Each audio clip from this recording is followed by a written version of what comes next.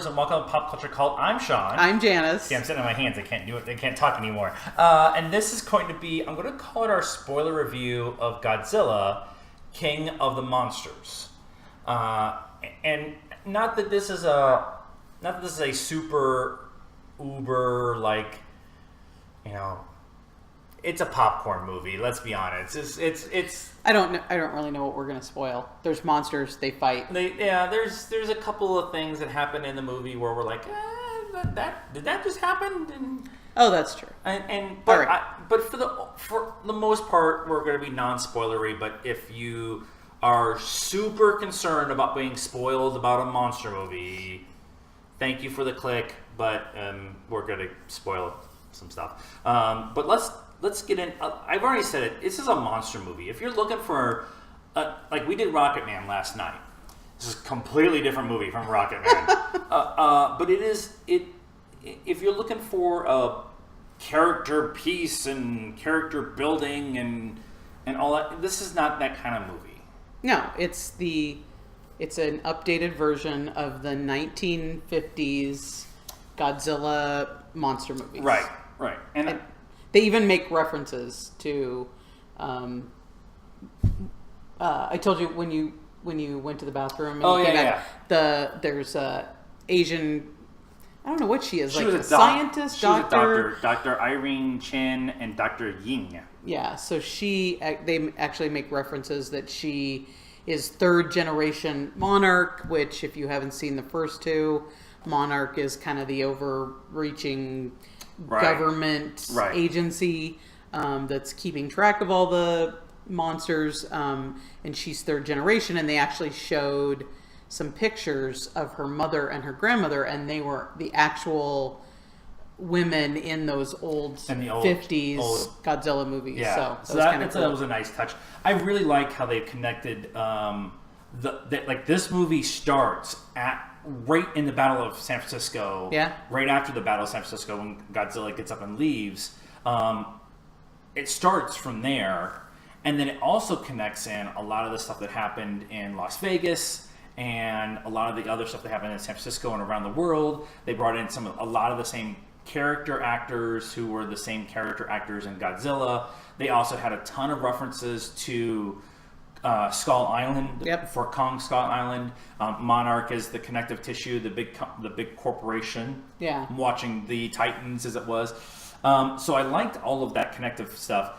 The plot itself is very kind of predictable and which is fine. I mean, I wasn't looking for, big huge plot twists or anything like that. But for the most part, it's not quite paint by numbers, and I'll explain that reason why here in a minute. But the big monster saves the human who's in jeopardy, and the other big monster is chasing them down for, scientific reasons, and that's not how nuclear energy works. And but it is cool to watch the monsters fight each other. It is cool to see the interaction with the monsters and the humans. I really liked a lot of that connectiveness between like I say connectiveness, and what I mean by that is that there's an emotional connection between Godzilla and the humans. Right.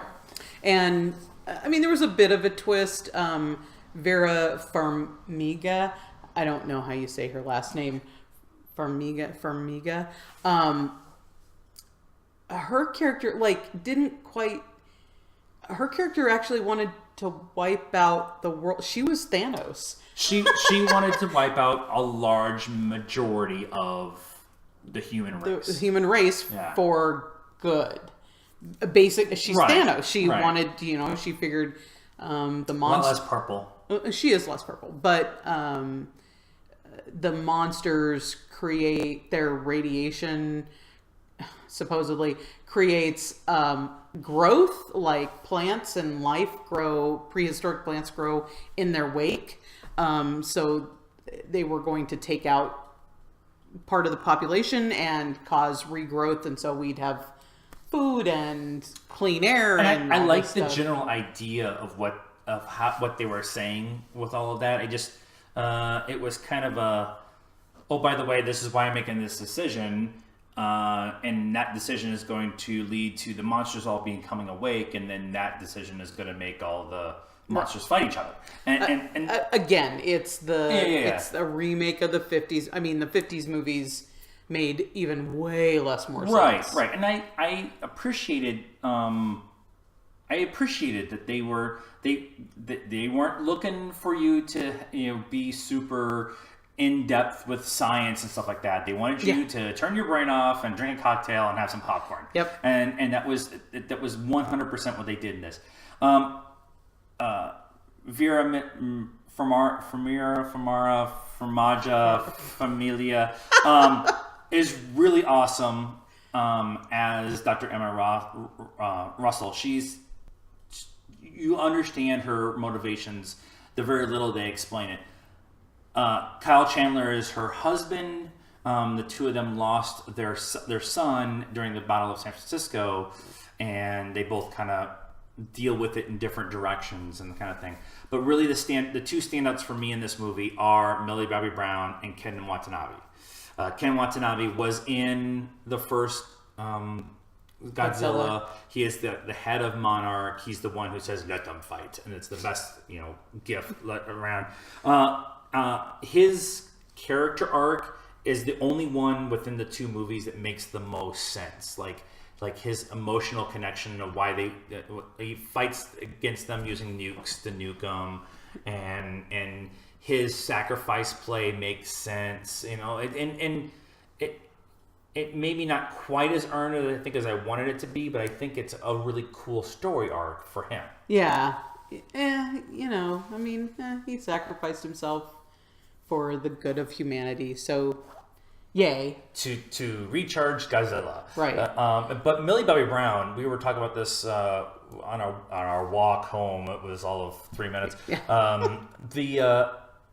Millie Bobby Brown, we really only know from Stranger Things as playing 11. And she hasn't had quite the chance to spread her wings, as it may be, to show that she has some acting chops outside of what 11 is. And she actually showed probably the most emotion out of all the characters, all the actors and the characters within this movie. Yes. And you actually really get her point of view in this movie.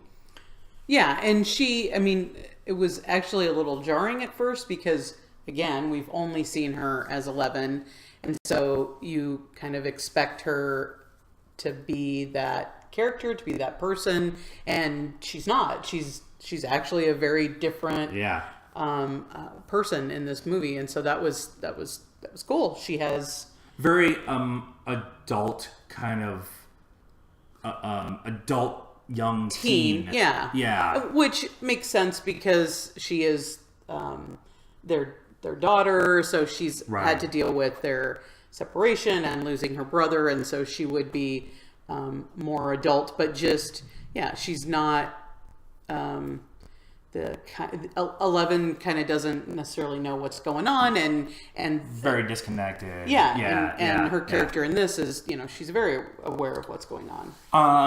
Some of the stuff that was my complaints in the first movie, we don't actually see Godzilla enough, or the Mutos enough, was addressed in this movie. We saw them a ton. Saw them a ton. They're not in the big battle scenes are not fought at night. There is at least 4 single frame shots that is to give scope to the monsters. Yeah. But they're single frame shots that are paintings I want on my wall. Yeah. Specifically the one of Mothra, they show it in one of the trailers, spreading her wings out in the waterfall, and it's all lit and stuff like that. Rodan coming out of the volcano was really cool too. But there's at least 4 I can think of, and there's probably like 6 more that were in there that are just the way it's shot, the way this movie is shot compared to the last one. Proves that they had the money to do all this stuff. Yeah, and to really it's the show. Third movie in the I'm going to call it the Monarch series because the Monarchs in the Monarchy. No, No. There is, however, direct reference to Kong versus Godzilla. Yes. In the first post-credit scene, again, we talked about, we're going to do some spoilers.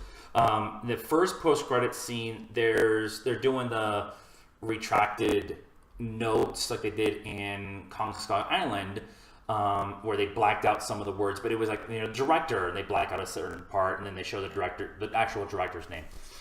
In the background of all that, they're showing news articles and clippings and videos of different things have happened in the first 3 movies. And the final scene is them coming across this cave painting of Kong jumping through the air at Godzilla. And some of the news clippings were like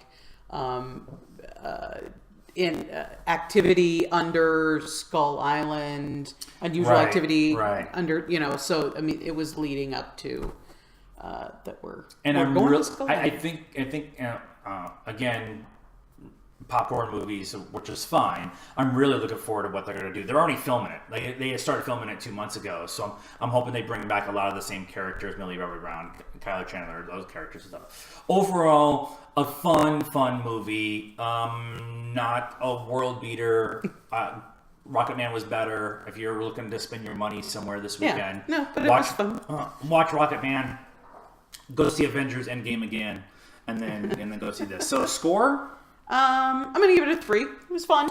I was at a 3.5, so because big monsters, and it would have been a 5+ if the Jaegers showed up. I'm on that mountaintop until it happens. That's our thoughts on Godzilla, the King of Monsters. Let us know what you thought of Godzilla, the first one, Kong Skull Island, this one. Let us know what you think about Godzilla versus Kong. Are you excited about it? All of that stuff, let us know in the comments. Like this video. Help us out by subscribing to this channel and following us on Patreon. It's a really easy $1 level, and we're working for a goal there. It could be a holiday special in there. And all the social media stuff is in the description down below. Till next time, good night, cult members.